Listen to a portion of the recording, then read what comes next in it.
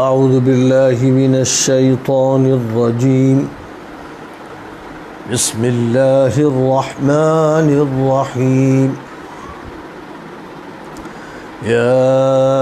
اہل الکتاب لا تغلوا فی دینکم ولا تقولوا علی اللہ الا الحق انما المسیح عیسی ابن مریم رسول اللہ وکلمته ألقاها إلى مريم وروح منه فآمنوا بالله ورسله ولا تقولوا ثلاثة انتهوا خيرا لكم إنما الله إله واحد سبحانه أن يكون له ولد له ما في السماوات وما في الأرض وَكَفَى بِاللَّهِ وَكِيلًا لَن يَسْتَنكِفَ الْمَسِيحُ أَن يَكُونَ عَبْدًا لِلَّهِ وَلَا الْمَلَائِكَةُ الْمُقَرَّبُونَ وَمَن يَسْتَنكِفْ عَنْ عِبَادَتِهِ وَيَسْتَكْبِرْ فَسَيَحْشُرُهُمْ إِلَيْهِ جَمِيعًا فَأَمَّا الَّذِينَ آمَنُوا وَعَمِلُوا الصَّالِحَاتِ فَيُوَفِّيهِمْ أُجُورَهُمْ وَيَزِيدُهُمْ مِنْ فَضْلِهِ وَأَمَّا الَّذِينَ اسْتَنكَفُوا وَاسْتَكْبَرُوا فَيُعَذِّبُهُمْ عَذَابًا أَلِيمًا وَلَا يَجِدُونَ لَهُم مِّن دُونِ اللَّهِ وَلِيًّا وَلَا نَصِيرًا يا أيها الناس قد جاءكم برهان من ربكم وأنزلنا إليكم نورا مبينا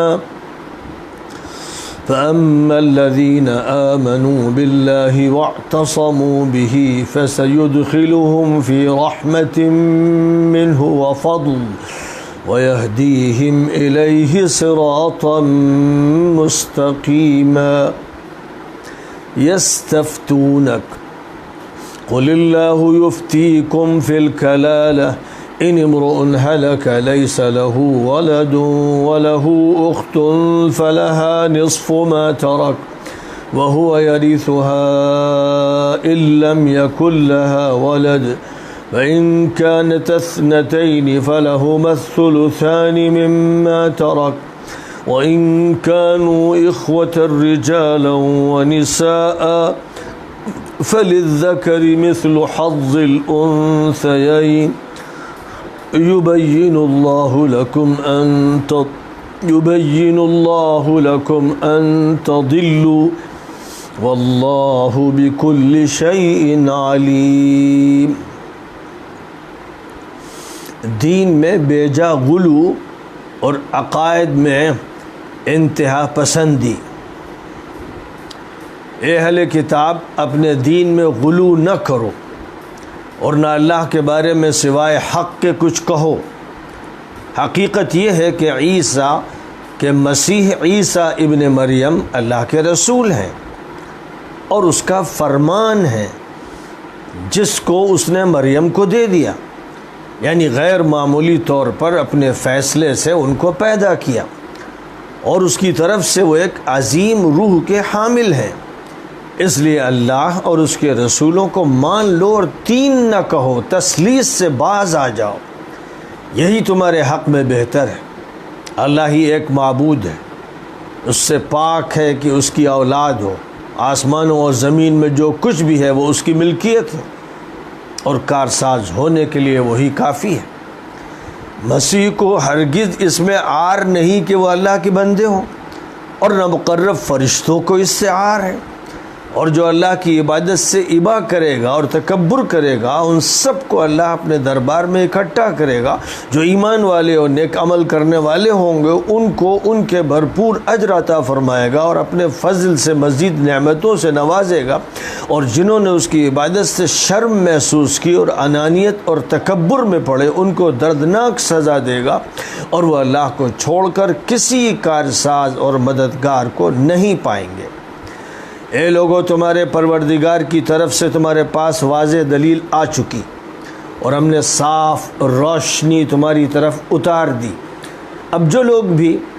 اللہ پر ایمان لائیں گے اور اللہ ہی کا سہارا تھامیں گے، اللہ انہیں اپنی رحمت میں داخل فرمائے گا اور اپنے فضل و کرم سے نوازے گا اور انہیں اپنے صحیح راستے پر چلائے گا۔ مسئلہ میراث کا ایک ضمیمہ، لوگ کلالہ جس کا اس حال میں انتقال ہو کہ نہ والدین ہو نہ اولاد کے بارے میں آپ سے فتویٰ چاہتے ہیں۔ آپ کہہ دیجئے کہ اللہ فتویٰ دیتا ہے کہ اگر کسی آدمی کا انتقال ہو، اس کی اولاد نہ ہو اور اس کی ایک بہن ہو سگی یا باپ شریک، تو اسے ترکے کا آدھا حصہ ملے گا اور بھائی اس کا وارث ہوگا، ایک ہو یا زیادہ۔ اگر اس کا انتقال ہو جائے تو بھائی اس کا وارث ہوگا، اور بھائی اس کا وارث ہوگا اگر اس کی اولاد نہ ہو تو پورا ترکہ اسی کو ملے گا، بھائی کو ملے گا۔ اور اگر دو بہنیں ہوں جو بھائی کی وارث ہو رہی ہوں تو انہیں ترکے کا 2/3 حصہ ملے گا، باقی حصہ چچا یا چچا زاد بھائی کو ملے گا۔ اور اگر ورثہ بھائی بہن ہوں تو مرد کو 2 عورتوں کے حصے کے برابر ملے گا۔ اللہ تعالیٰ صاف کھول کر بیان فرما رہا ہے تاکہ غلط فہمی نہ ہو، اور اللہ ہر چیز کا علم رکھتا ہے۔ سورۃ النساء کی یہ آخری آیتیں ہیں، اور آخری آیتیں 171 سے 176 تک پڑھی گئیں۔ 176 نمبر کی آیت اس سورہ پاک کی آخری آیت ہے۔ آیت کریمہ کی تلاوت بھی کی گئی اور ان کا ترجمہ پیش کیا گیا۔ چونکہ ان آیات سے پہلے بھی جو آیات گزری ہیں ان میں اللہ تعالیٰ کی طرف سے یہودیوں کو مخاطب کیا گیا، عیسائیوں کو مخاطب کیا گیا، اور یہاں خاص طور پر عیسائیوں کو خطاب ہو رہا ہے۔ یہ سورہ جو خواتین کے نام سے موسوم ہے، سورۃ النساء جس کا نام ہے، جس میں خاص طور پر خواتین کے بارے میں حقوق بیان کیے گئے ہیں، متعدد مسائل کا تذکرہ کیا گیا ہے، اور بھی موضوعات آئے ہیں۔ ان میں یہودیوں اور عیسائیوں کو بھی خطاب کیا گیا ہے، چونکہ جہاں تک یہودیوں اور عیسائیوں کا تعلق ہے ان میں جو گمراہیاں پیدا ہوئیں وہ اعتقادی بھی تھیں اور عملی بھی تھیں، انفرادی زندگی میں بھی تھیں اور معاشرتی زندگی میں بھی تھیں، کیونکہ دین ہی محرف ہو گیا تھا، دین اپنی اصلی شکل میں باقی ہی نہیں رہا۔ قرآن پاک نے اصل توجہ دنیا کی قوموں کو خطاب کرتے ہوئے توحید پر دی ہے۔ سب سے پہلا مسئلہ اللہ کی وحدانیت کا ہے، اللہ کی صفات کا ہے، اللہ کے اسماء حسنہ کا ہے، اللہ کی معرفت کا ہے۔ اللہ کی معرفت ہی اگر نہ ہو اور اللہ کی وحدانیت پر عقیدہ نہ ہو پھر کچھ بھی کام نہیں آتا۔ کیسے ہی اچھا عمل ہو، کیسے ہی اچھے اخلاق ہوں، اور کیسی اچھی معاشرت کیوں نہ ہو، جیسے بغیر بنیاد کے عمارت نہیں اٹھتی ہے، یا ریت کے تودے پر جو عمارت اٹھائی جائے گی وہ باقی نہیں رہ سکتی ہے، کگھر پر جو عمارت کھڑی کی جائے گی وہ بچ نہیں سکتی ہے، اسی طرح عقیدہ توحید اگر موجود نہیں ہے تو پھر اعمال کا کوئی اعتبار نہیں ہے۔ عقیدہ توحید اساس ہے، بنیاد ہے، نیو ہے۔ جتنا زیادہ پختہ بنیاد ہوگی اسی طرح اتنی زیادہ پختہ اس پر عمارت ہو سکتی ہے۔ اگر عمارت کے تمام لوازم صحیح معنی میں اختیار کیے گئے، اس لیے یہ ایک ایسا بنیادی مسئلہ ہے جو اللہ تعالیٰ کے تمام انبیاء اور تمام پیغمبروں اور پیغمبروں کے ماننے والوں نے، مصلحین نے قوموں کے سامنے اٹھایا ہے اور اس کو پیش کیا ہے، اور بڑی وضاحت کے ساتھ پیش کیا ہے۔ اللہ تعالیٰ کا تعارف اللہ کی کتابوں میں اتنی وضاحت کے ساتھ آ گیا ہے، اور اللہ کی وحدانیت کا تذکرہ اتنی قوت کے ساتھ کر دیا گیا ہے کہ کوئی اشکال نہیں، اس کا کوئی امکان نہیں چھوڑا گیا کہ اللہ کے بارے میں شک پیدا ہو، اللہ کے سلسلے میں ثنویت کا عقیدہ پیدا ہو یا تثلیث کا عقیدہ پیدا ہو یا خداؤں کے تعدد کا نظریہ پیدا ہو اور بات بڑھتے بڑھتے کروڑوں خدا تک پہنچ جائے، اللہ کی کتابوں میں اس کی گنجائش نہیں رکھی گئی۔ پوری وضاحت کے ساتھ یہ بات کہہ دی گئی ہے، جس کو قرآن پاک میں خلاصے کے طور پر سورۃ الاخلاص میں بیان کیا گیا کہ قل هو اللہ احد، کہہ دیجئے کہ وہ اللہ ایک ہے، یکا و تنہا ہے۔ اللہ الصمد، اللہ کسی کا محتاج نہیں ہے، بے نیاز ہے، سب اس کے محتاج ہے۔ لم یلد ولم یولد، اس نے کسی کو جنا نہیں، کوئی اس کا بیٹا نہیں ہے، بیٹی نہیں ہے۔ ولم یولد، نہ کوئی اس کا باپ ہے نہ ماں ہے۔ وہ اول ہے، وہ آخر ہے، وہ ظاہر ہے، وہ باطن ہے، وہ اس کائنات کا خالق ہے۔ تو اللہ تعالیٰ کا یہ تعارف جو قرآن پاک میں پیش کیا گیا، تورات میں پیش کیا گیا، انجیل میں پیش کیا گیا، زبور میں پیش کیا گیا، اور اگر ویدیں آسمانی کتابیں ہیں تو بہرحال اس میں پیش کیا گیا، اور کم از کم اتنی بات تو طے ہے کہ وہ آسمانی ہوں یا زمینی ہوں، لیکن ان میں بھی توحید کا نظریہ پیش کیا گیا ہے۔ باقی تحریفات کا جہاں تک تعلق ہے، تحریفات سب کتابوں میں ہوئی، کوئی کتاب ایسی باقی نہیں رہی گی جس میں تحریف نہ ہوئی ہو۔ اسی لیے اللہ تعالیٰ کو آخری نبی برپا کرنا پڑا اور آخری کتاب اتارنی پڑی اور اس کی حفاظت کی ذمہ داری لینی پڑی۔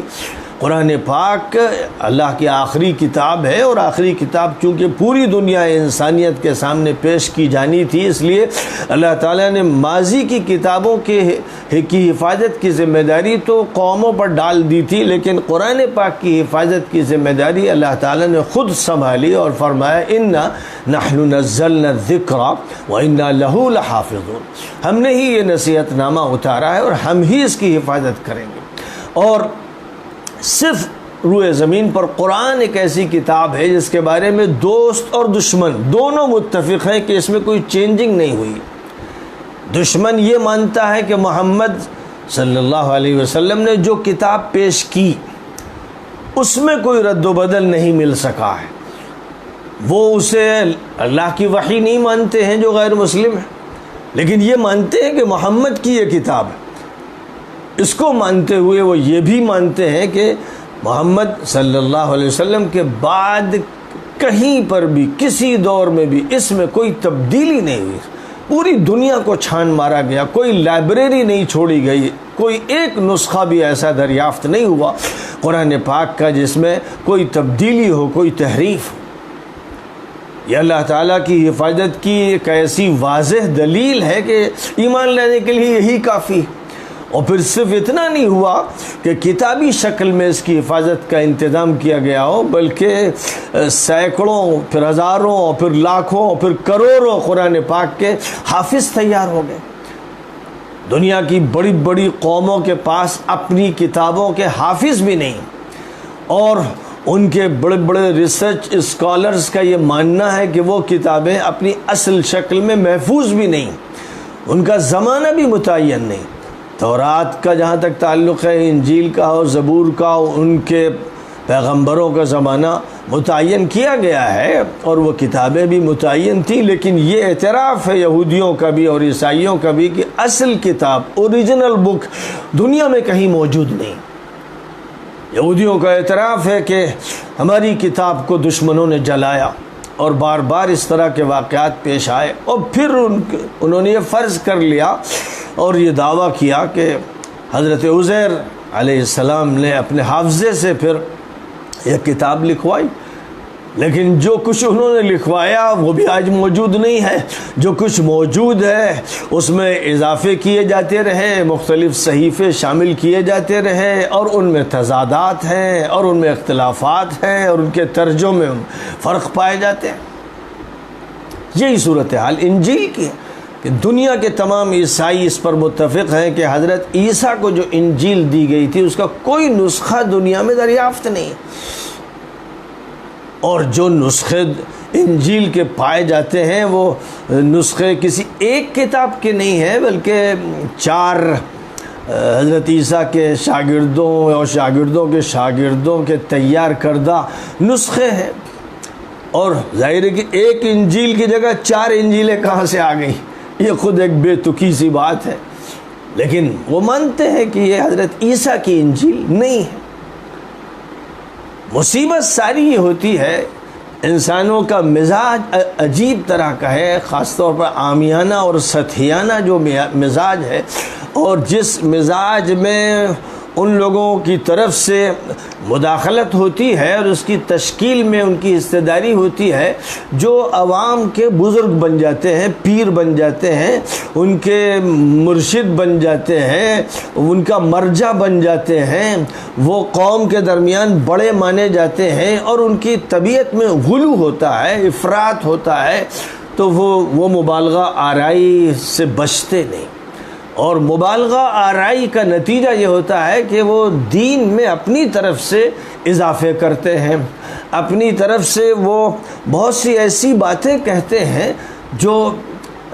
حقیقی طور پر ثابت نہیں ہے، واقعات کے خلاف ہے اور اصل کتاب کے مضامین کے خلاف ہے، لیکن یہ غلو پسندی ایک مرض ہے۔ اور واقعہ یہ ہے کہ یہ مرض صرف یہودیوں میں نہیں تھا، نہ صرف عیسائیوں میں تھا،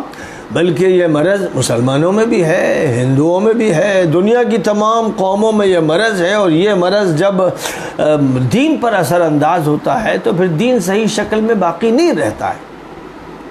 ہم جب بات کرتے ہیں عیسائیت کی تو ہم یہ کہتے ہیں کہ ان کے یہاں تثلیث کے ساتھ توحید اور توحید کے ساتھ تثلیث کا ایک ایسا گورکھ دھندا ہے جو نہ سمجھنے کا نہ سمجھانے کا آج تک کوئی بڑے سے بڑا سکا ہے، لیکن تعویل سے اس کو چارہ کار نہیں ہے۔ مولانا عبد المجید دریابادی نے بڑا اچھا لکھا ہے، وہ عیسائیت سے اور یہودیت سے اور انسائکلوپیڈیاز سے اور بیبلیکل لٹریچر سے بڑے واقف رہے ہیں، اور ان کی تفسیر اردو میں بھی ہے اور انگریزی میں بھی ہے۔ جو خلاصہ گویا انہوں نے عیسائیت کے گورکھ دھندے کا پیش کیا ہے مختصر الفاظ میں، وہ یہ کہ باپ، بیٹے اور روح القدس کی الوہیت ایک ہی ہے، جلال برابر، عظمت ازلی یکساں، جیسا باپ ہے ویسے ہی بیٹا اور ویسے ہی روح القدس۔ باپ غیر مخلوق، بیٹا غیر مخلوق، روح القدس غیر مخلوق، باپ غیر محدود، بیٹا غیر محدود اور روح القدس غیر محدود، باپ ازلی، بیٹا ازلی اور روح القدس ازلی، تاہم 3 ازلی نہیں بلکہ ایک ازلی۔ اسی طرح 3 غیر محدود نہیں اور نہ 3 غیر مخلوق بلکہ ایک غیر مخلوق اور ایک غیر محدود۔ یوں ہی باپ قادر مطلق، بیٹا قادر مطلق اور روح القدس قادر مطلق، تو یہی 3 قادر مطلق نہیں بلکہ ایک قادر مطلق۔ ویسا باپ خدا، بیٹا خدا اور روح القدس خدا، بس یہی 3 خدا نہیں بلکہ ایک خدا۔ یہ ہے گورکھ دھندا، اور مجھے ذاتی طور پر بھی اس کا تجربہ ہوا۔ ایک عیسائی اسکالر سے الہ آباد میں 20-25 سال پہلے میری ملاقات ہوئی، اور میں نے اس سے کہا کہ ذرا مجھے ٹرینٹی کا جو عقیدہ ہے سمجھاؤ، تو وہ بیچارہ کوشش کرتا رہا لیکن ناکام ہوا۔ وہ خود اس کی حقیقت سے واقف نہیں، اور بڑے بڑے عیسائی پادری اور بڑے بڑے مذہب کے ماہرین اس مسئلے کو حل نہیں کر سکے، اور اسی کا یہ نتیجہ ہوا ہے کہ عیسائیوں کے درمیان فرقوں کی بھرمار ہو گئی۔ ان کے درمیان اسی وجہ سے تثلیث کی تشریح کیسے کریں اور توحید کو کیسے نبھائیں۔ توحید بھی ماننا ہے کیونکہ انجیل میں توحید کی بات کہی گئی ہے، اور تثلیث بھی ماننا ہے کہ ان کو پال نے یہ عقیدہ سمجھا دیا۔ یعنی ان کے مذہب میں تحریف کرنے کے لیے جو کوششیں کی گئیں اور جو چالاکی کی گئی، اور جس چالاکی کے لیے یہودی پال نے عیسائی مذہب قبول کیا اور اس میں داخل ہو کر وہ ان کا پیراں بن گیا، اس نے پھر اس مذہب کو تباہ و برباد کرنے میں کوئی کسر نہیں چھوڑی۔ اسی نے حضرت عیسیٰ کے سولی پر چڑھائے جانے اور ختم ہو جانے اور دفن کیے جانے اور پھر ان کے اٹھنے اور آسمان پر ان کا جلوہ دیکھنے کے تذکرے چھیڑے۔ اسی نے کفارے کا عقیدہ داخل کیا، اور اسی نے اس طرح کی تشریح کی کہ عیسیٰ جو ہیں وہ تو بس اللہ کا ظہور ہے، وہ اللہ کی صفت کلام کا ظہور ہے، اور کبھی یہ کہا گیا کہ اللہ ہی ان میں حلول کر گیا ہے۔ اتنی باتیں کہی گئیں کہ جن باتوں سے کبھی بھی تشفی کسی کو حاصل نہ ہو سکی، اور اخیر میں یہ فیصلہ کر لیا گیا کہ مذہب عقل سے متفق نہیں ہوتا ہے، اور یا عقل سے سمجھا نہیں جا سکتا، لہذا اس نقطے پر آ کر اتفاق کر لیا گیا کہ اس معاملے میں ہماری عقل کام نہیں کر سکتی، ہم یہاں بے بس ہیں۔ تو تثلیث اور توحید ان دونوں کو ساتھ لے کر چلنے کی کوشش کی گئی، اور قرآن پاک میں اس بات کو کھول کر بیان کیا گیا ہے کہ گمراہی ہوئی کہاں سے۔ اللہ تعالیٰ نے حضرت عیسیٰ کو بن باپ کے حضرت مریم سے پیدا کیا، یہ اللہ کا ایک معجزانہ عمل تھا۔ اب یہاں سے قصے تراشے جانے لگے، باپ تلاش کیا جانے لگا۔ کہیں تو یہ کہہ دیا گیا کہ باپ موجود تھے، یوسف نجار باپ تھے، کہیں یہ کہہ دیا گیا کہ اللہ کی ذات نعوذ باللہ باپ کی حیثیت رکھتی ہے، اور کہیں یہ کہہ دیا گیا کہ اللہ نے ان میں حلول کر لیا، کہیں یہ کہہ دیا گیا کہ اللہ کی صفت کلام ان میں منتقل ہو گئی، کہیں یہ کہہ دیا گیا کہ یہ تین عقلوں میں مظہر ہیں، تین، ایک اللہ اور ایک روح القدس جبرائیل اور ایک عیسیٰ، اور کہیں کسی نے اللہ اور مریم اور عیسیٰ ان کو تین عقلوم و تین مظہر کی حیثیت دے دی۔ غز کے جتنے منہ اتنی باتیں، اور جتنے بڑے بڑے پادری اتنے فلسفے، اور ایک ایسا گورکھ دھندا جس نے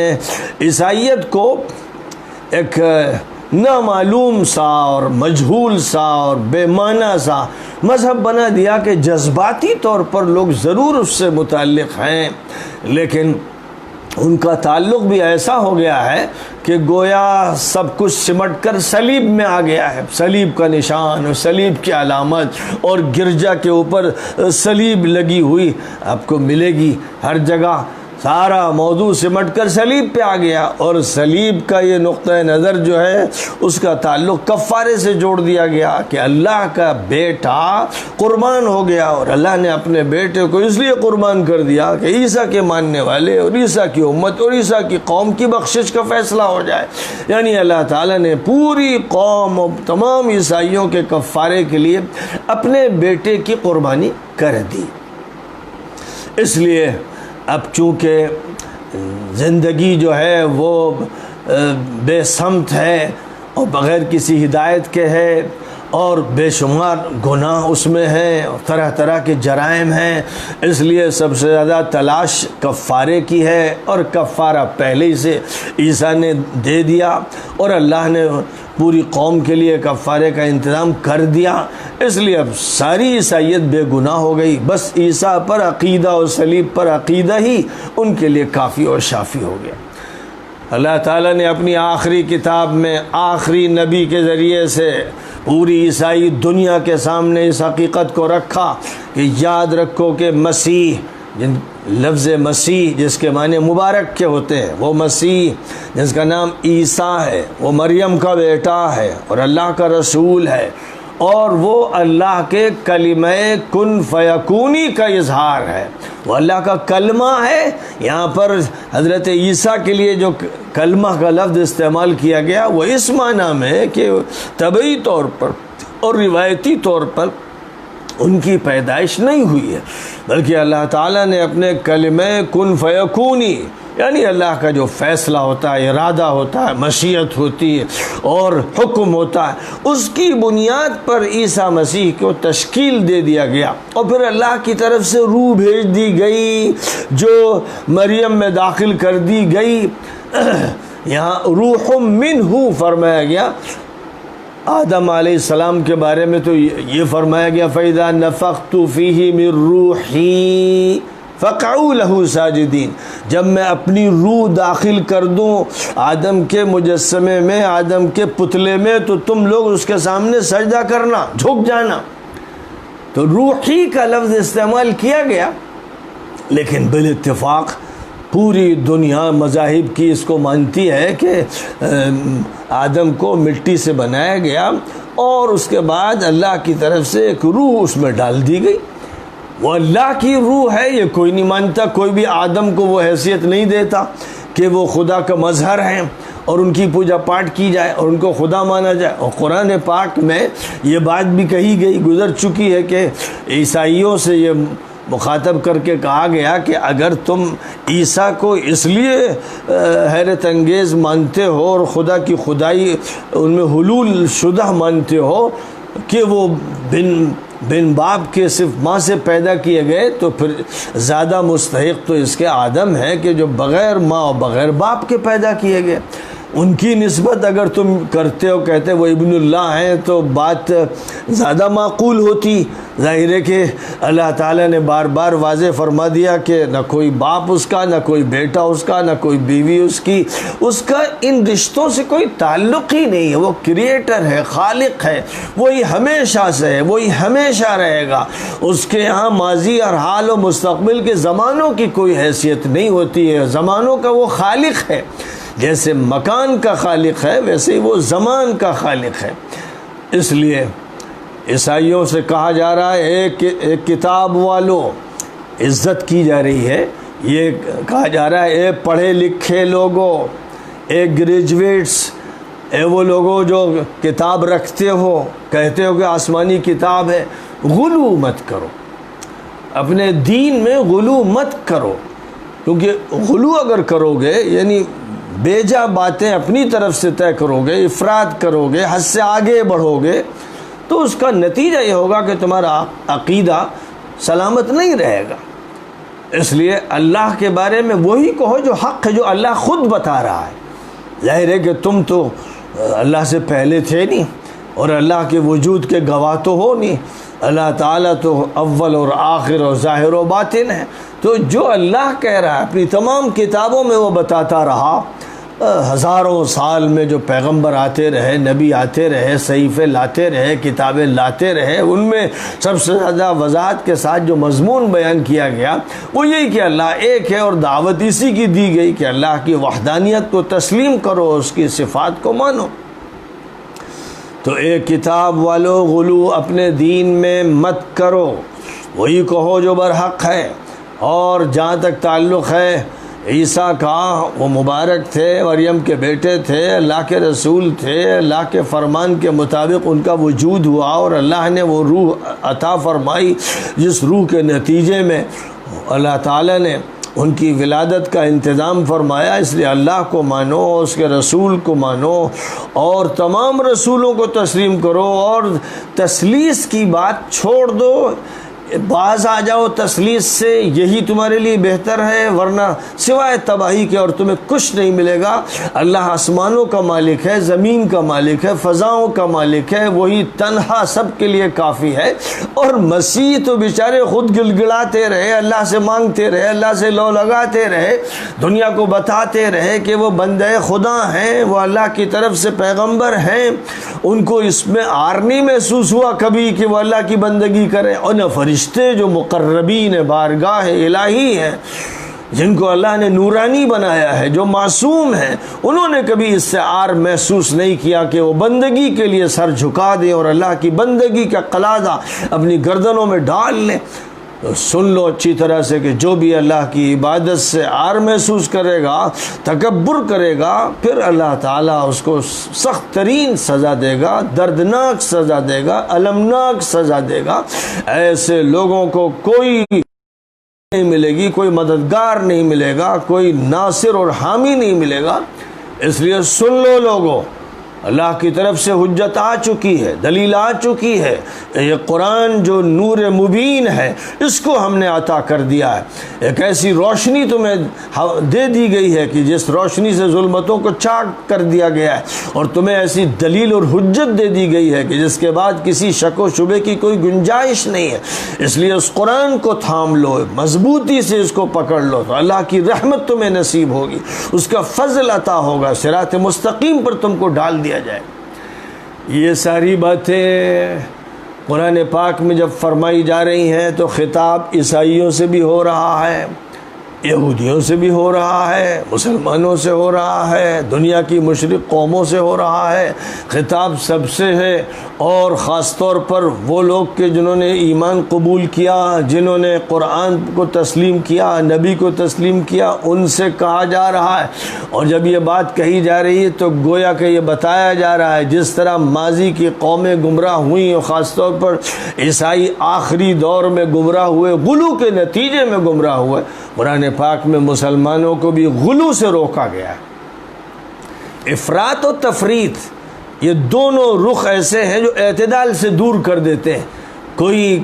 کمی کرتا ہے، کوئی زیادتی کرتا ہے، اور نہ کمی کی اجازت ہے نہ زیادتی کی اجازت ہے۔ دین اللہ کی طرف سے پوری طرح واضح کر دیا گیا ہے، اس میں کوئی کمی نہیں چھوڑی گئی ہے اور کوئی گنجائش بڑھانے کی نہیں چھوڑی گئی ہے۔ اس لیے اس دین کو سمجھنا ہے جو اللہ نے اپنی اس کتاب میں بیان فرمایا ہے، اور اس کتاب کی جو تشریح فرمائی آخری نبی حضرت محمد مصطفیٰ صلی اللہ علیہ وسلم نے، اس تشریح کو قبول کرنا ہے۔ یہاں یہ بات ذہن میں رہنی چاہیے کہ وہ تشریح جو امت کی اکثریت کے نزدیک متفق علیہ ہو،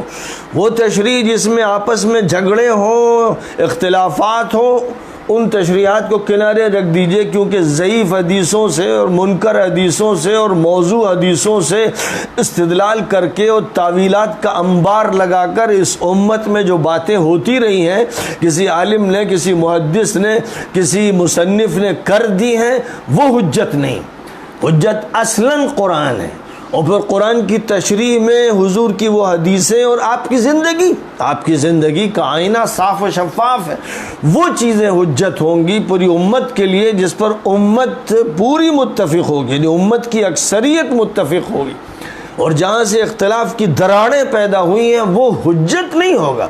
اس سے استفادہ کیا جائے، غور کیا جائے، اس کا تقابلی مطالعہ کیا جائے، اس میں ترجیح کے بارے میں سوچا جائے، یہ سارے امکانات وہاں پر ہوں گے جن کا استعمال کیا جائے گا۔ اب آپ غور فرمائیے کہ جس چیز سے اس امت کو ڈرایا گیا تھا، قرآن میں جو بات کہی گئی تھی کہ غلو مت کرنا، اور جو کہا گیا تھا کہ حدود سے آگے مت بڑھنا، اور یہ کہا گیا تھا کہ احکام کے خلاف مت کرنا، کیا شکایت صرف یہودیوں سے ہے؟ کیا شکایت صرف عیسائیوں سے ہے؟ نبی صلی اللہ علیہ وسلم نے فرمایا تھا کہ لَتَتَّبِعُنَّ سَنَنَ مَنْ كَانَ قَبْلَكُمْ شِبْرًا بِشِبْرٍ وَذِرَاعًا بِذِرَاعٍ حَتَّى لَوْ دَخَلُوا جُحْرَ ضَبٍّ لَدَخَلْتُمُوهُ۔ اے مسلمانوں سن لو کہ تم بھی یہودیوں اور عیسائیوں کے نقش قدم پر چل کے رہو گے، بالش و بالش، قدم اور قدم ساتھ چلتے چلے جاؤ گے، یہاں تک کہ وہ کسی گوہ کے بل میں داخل ہوں گے تو تم بھی داخل ہوگے۔ کیا یہ واقعہ نہیں پیش آیا؟ کیا اس امت نے پھر غلو کی اور کہیں پر تفریط کی مثالیں نہیں پیش کی؟ کہیں کسی کا حق ادا کرنا تھا تو نہیں ادا کیا گیا، اور کہیں کسی کے حق کی جو حد تھی اس سے بڑھا کر اس کو خدا کی خدائی میں شریک کر دیا گیا، غیر رسول کو رسالت میں شریک کر دیا گیا، غیر خدا کو خدائی میں شریک کر دیا گیا۔ ایک طرف وہ لوگ ہیں کہ جنہوں نے نبی صلی اللہ علیہ وسلم کی شان میں گستاخیاں کی، اور نبی صلی اللہ علیہ وسلم کا جو مرتبہ ہے اس مرتبے کے سمجھنے کی کوشش نہیں کی، بلکہ اس مرتبے کے خلاف زبان درازی کی۔ وہ منافق لوگ، حضور کے ساتھ آنے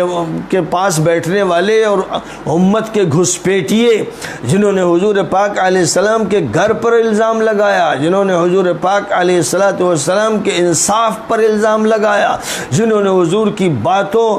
کے سلسلے میں آنا کانی کی اور ہیلے تراشے، یہ حضور کے دور میں تھے اور حضور کے بعد تھے اور بڑھتے ہی چلے گئے۔ ایک طرف وہ لوگ تھے جنہوں نے شان نبوت میں، شان رسالت میں اور شان محمدی میں گستاخیاں کی اور آپ کے حق کو انہوں نے کم کیا، نبی کو جس طرح پہچاننا چاہا نہیں پہچانا، جیسے یہودیوں نے حضرت موسیٰ کے ساتھ کیا اور حضرت موسیٰ کے ساتھ متعدد انبیاء کے ساتھ کیا، ان کی گستاخیاں کی، ان کا استہزاء کیا، ان کا مذاق اڑایا اور نبیوں کو قتل تک کیا۔ اس امت میں بھی ایک طرف وہ ٹولہ تھا منافقوں اور مجرموں کا، جنہوں نے نبی کی شان میں گستاخیاں کی اور نبی کے خلاف سازشیں کی اور نبی کے خلاف انہوں نے اپنے پلان و منصوبے بنائے اور غلط پروپیگنڈے کیے۔ ان کا ذکر قرآن پاک میں مختلف مقامات پر فرمایا گیا ہے، وہ عہد نبوی ہی میں نہیں بلکہ حضور کے ساتھ شامل ہوتے تھے۔ دوسری طرف وہ ہیں جنہوں نے شان میں غلو ایسا کیا کہ اللہ اور محمد کو ساتھ ساتھ کر دیا۔ اللہ اور محمد گویا نعوذ باللہ دو خدا ہیں، وہ ثنویت کے قائل ہو گئے، جیسے یزداں اور اہرمن کا نقطہ نظر مجوسیوں کے یہاں تھا، ویسے ہی ہمارے یہاں بھی مجوسیت آ گئی اور وہ اس طرح آئی کہ اللہ اور محمد کو گویا برابر قرار دے دیا گیا، یہاں تک کہہ دیا گیا کہ اللہ میاں نے جنت کی کنجیاں محمد صلی اللہ علیہ وسلم کے حوالے کر دی ہیں، اب وہ جس کو چاہیں داخل کریں اور جس کو چاہیں روک دیں۔ اور اس طرح سے نبی پاک علیہ السلام کی شخصیت کو پیش کیا گیا کہ جیسے وہ نعوذ باللہ عرش الہی پر خود متمکن ہو گئے اور اللہ میاں کو معزول کر دیا گیا۔ اب فیصلے و تصرفات رسول اللہ کے ہوتے ہیں اور وہی زندگی میں بھی فیصلہ کرتے تھے اور انتقال کے بعد بھی جو فیصلے کائنات میں ہو رہے ہیں وہ محمدی فیصلے ہو رہے ہیں۔ نعوذ باللہ ثم نعوذ باللہ، یہ ایسے مشرک ہیں کہ جنہوں نے پچھلے مشرکوں سے بھی آگے بڑھنے کا عمل کیا اور اس کا ثبوت دے دیا۔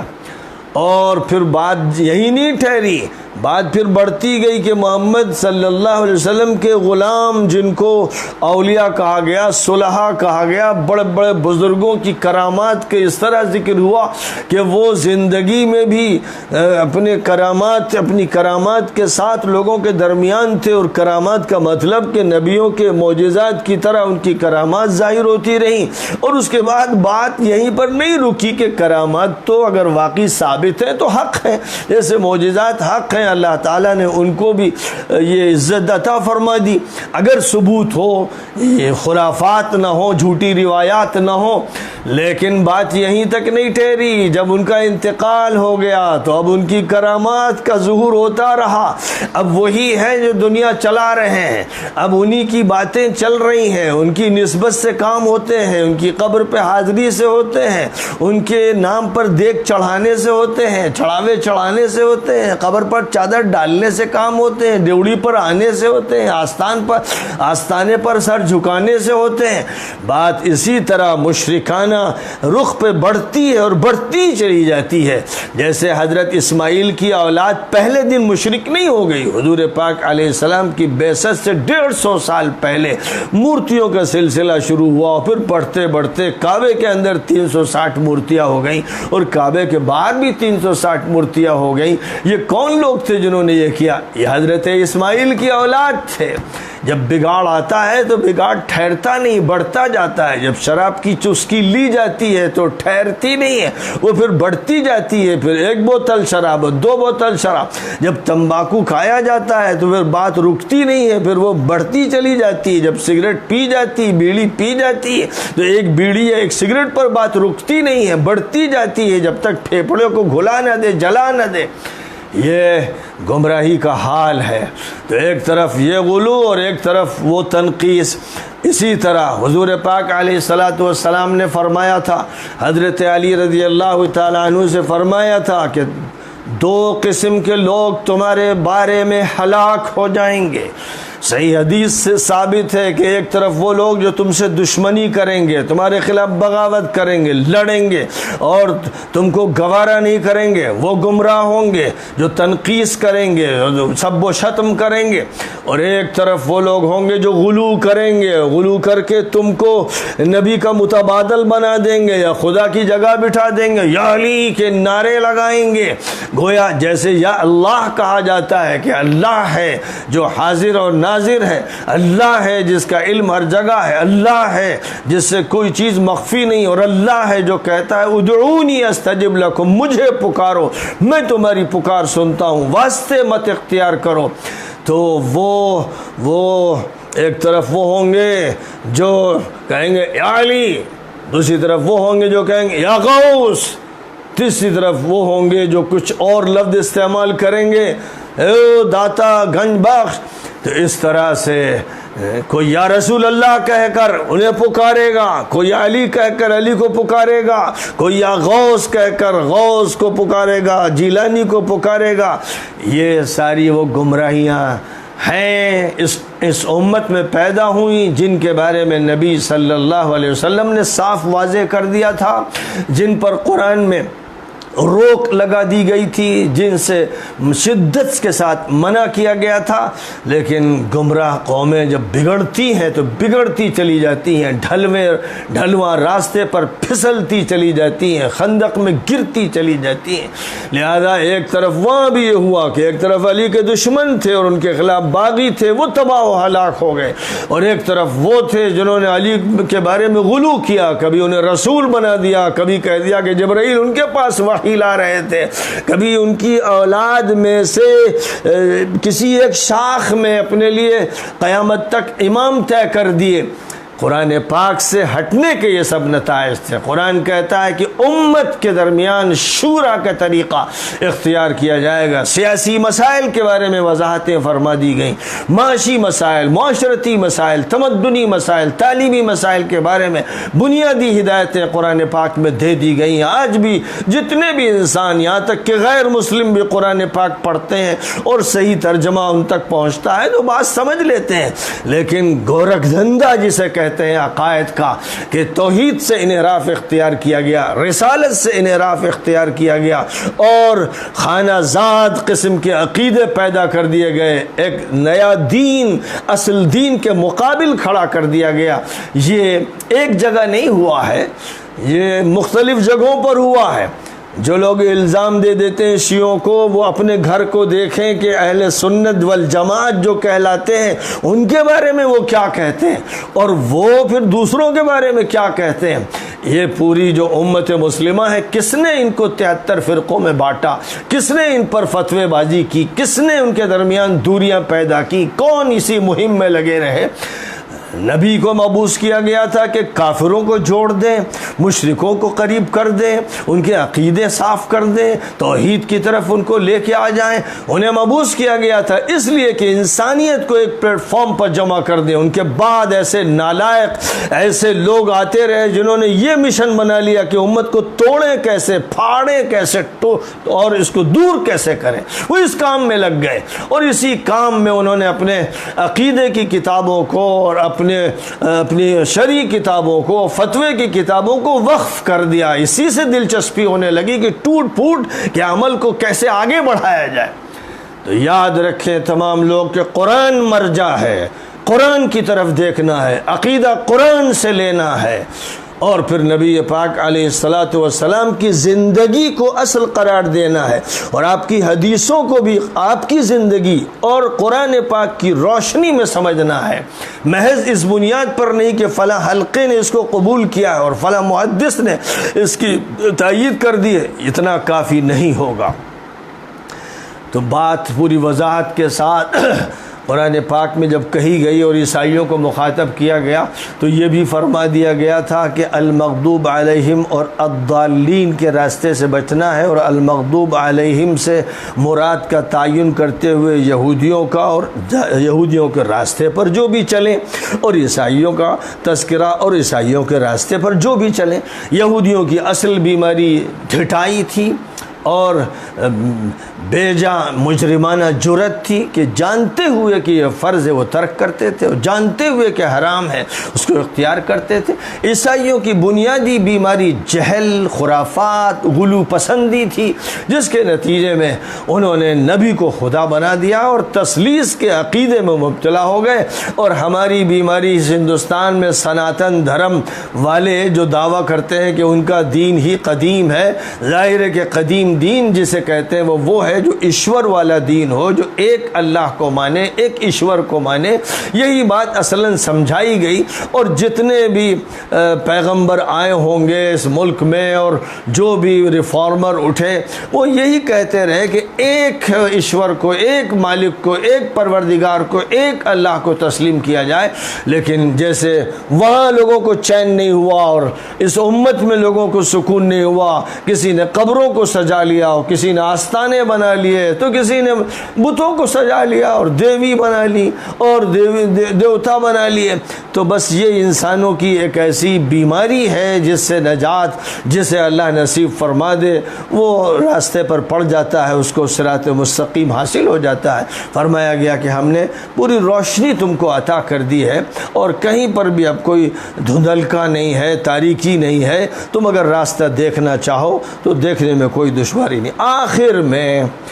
اس سورہ پاک کی آخری آیت میں ایک مسئلہ میراث سے متعلق بیان کیا گیا، اور چونکہ سورہ کے شروع میں عورتوں کے مسائل اور خاص طور پر یتیم بچیوں اور یتیم بچوں کے مسائل کا ذکر تھا، اور اسی سلسلے میں میراث کے احکام بیان کیے گئے تھے، تو گویا یہ سورہ کا بنیادی موضوع ہے، محوری موضوع ہے، مرکزی موضوع ہے۔ اس لیے اس سورہ کے اختتام پر اس موضوع کا تذکرہ کرتے ہوئے گویا یوں کہیے کہ سورہ کی پوری زنجیر کو ایک دوسرے سے دونوں سروں کو وابستہ کر دیا گیا ہے، کڑیاں ساری جوڑ دی گئی ہیں۔ اور یہاں ایک سوال کا تذکرہ کرتے ہوئے کہ کلالہ کے بارے میں پوچھتے ہیں۔ اصل ترتیب کلام کی یوں تھی، یستفتونک فی الکلالہ قل اللہ یفتیکم، لیکن یہاں تعبیر اور جملے کی جو نشست و برخاست ہے اس میں لحاظ رکھا گیا کہ تعبیر قرآن پاک کی تعبیر کے اندر جو موزونیت ہوتی ہے اس میں فرق نہ آئے، اس لیے یستفتونک قل اللہ یفتیکم فی الکلالہ، جس کا یستفتونک سے تعلق ہے وہ فی الکلالہ ہے، اور قل اللہ یفتیکم اس کے بعد ہے۔ یہ گویا اگر ہم اس کے ہجے کریں یا اس کی ترکیب کو واضح کریں تو یوں ہے۔ بہرحال کلالہ اس کو کہتے ہیں کہ جس کا انتقال اس حالت میں ہو کہ نہ والدین ہو اور نہ اولاد ہو، اب بھائی بہن ہو یا صرف بہنیں ہوں، تو فرمایا گیا کہ اگر کسی ایسے شخص کا انتقال ہو، اس کی اولاد نہ ہو، اور ساتھ ساتھ یہ بات بھی ہے کہ ماں باپ بھی نہ ہو، حدیثوں سے اس کی وضاحت ملتی ہے، تو اگر اس کی ایک بہن ہے تو میت کا نصف ترکہ اسے ملے گا، اور اسی طرح اگر بہن کا انتقال ہوتا ہے اور بھائی ہے تو بھائی اس کا وارث ہوگا، اور اگر جس کا انتقال ہوا ہے اس کی دو بہنیں ہیں یا دو سے زیادہ ہیں تو ان کو 2/3 ملے گا، باقی جو 1/3 بچے گا وہ جو عصبہ کی حیثیت رکھتے ہیں، چچا ہو یا چچا کا بیٹا ہو، اس کو ورثہ، بقیہ ورثہ اس کو ملے گا۔ اور یہ اس وقت ہے جب کہ صرف بہنیں ہوں، اور اگر بہن اور بھائی دونوں ہوں تو پھر وہ جو قانون شروع میں ذکر کیا گیا میراث کا کہ جب کسی کا انتقال ہو اور اس کے بیٹے اور بیٹیاں ہوں تو بیٹوں کو 2 حصے ملیں گے اور بیٹی کو 1 حصہ ملے گا، اور بڑی تفصیل کے ساتھ وہاں وضاحت کر دی گئی کہ لڑکی کو جو 1 حصہ دیا گیا ہے وہ 2 حصوں سے زائد ہے، کیونکہ لڑکے کو جو 2 حصے دیے گئے ہیں وہ بڑی ذمہ داریوں کے ساتھ دیے گئے ہیں، سارے خرچ کی ذمہ داریاں ماں باپ پر خرچ ہو یا اولاد پر خرچ ہو، اور بیوی پر خرچ ہو، اور دیگر لوگوں پر خرچ ہو، محتاجوں پر خرچ ہو، یہ سب مرد پر ڈالا گیا۔ اس اعتبار سے 100 روپے مرد کو اگر دیے گئے اور 10 ذمہ داریاں کو 50 روپے دیے گئے اور کوئی ذمہ داری نہیں ڈالی گئی تو عورت ہی مزے میں ہے، اسی کو زیادہ حق مل رہا ہے، اسی کی زیادہ رعایت کی گئی ہے، اور اسی کی نزاکت کو زیادہ ملحوظ رکھا گیا ہے۔ بات کو اصل میں یوں نہیں سوچا جاتا، دوسرے انداز سے بات کی جاتی ہے، یعنی کسی مخمل کے لباس میں ٹاٹ کا پیوند لگا کر پھر اس کو دیکھا جاتا ہے اور ساری برائی اس ٹاٹ کی جاتی ہے، حالانکہ مخمل کا پیوند ہونا چاہیے، اور اصلاً یہاں مسئلہ پیوند کا ہے ہی نہیں، پوری مکمل پوشاک قرآن نے عطا کی ہے جس میں کوئی پیوند کاری نہیں، لیکن ہماری طرف سے پیوند کاری کی جاتی ہے اور مخمل کے کپڑے میں ہم ٹاٹ لگا دیتے ہیں اور پھر اس کے بعد اس کی بدنمائی کو دکھاتے ہیں اور تبصرے کرتے ہیں۔ یہ اسلام کے جائزے کا صحیح طریقہ نہیں ہے، اس لیے مسلمانوں کو بھی اور غیر مسلموں کو بھی بات پورے پس منظر کے ساتھ سمجھانی چاہیے۔ کسی بھی حکم کا بیک گراؤنڈ کیا ہے، جب تک یہ نہ معلوم ہو تو حکم سمجھ میں نہیں آ سکتا ہے۔ یہی بات ہمارے کانسٹیٹیوشن میں اور لاز میں ہوتی ہے کہ جو بات بھی کہی گئی ہے اس کا بھی ایک پس منظر ہوتا ہے، اور یہ کام ہوتا ہے وکیل کا کہ گفتگو کرے قانون کے کسی پہلو پر، اور جج کی سب سے بڑی ذمہ داری ہوتی ہے کہ وہ پھر اس کو سمجھے کہ کون سا حکم کون سی دفعہ ایسی ہے جو کسی خاص پس منظر سے تعلق رکھتی ہے، اس کے لیے شرطیں کیا ہیں، اس کے لیے حدود کیا ہیں، اور جب فیصلہ کیا جائے گا تو کس طرح ساری باتوں کو ملحوظ رکھا جائے گا۔ یہ اگر کوئی نہیں جانتا ہے تو اسے قانون میں مداخلت نہیں کرنی چاہیے۔ وآخر دعوانا ان الحمد للہ رب العالمین۔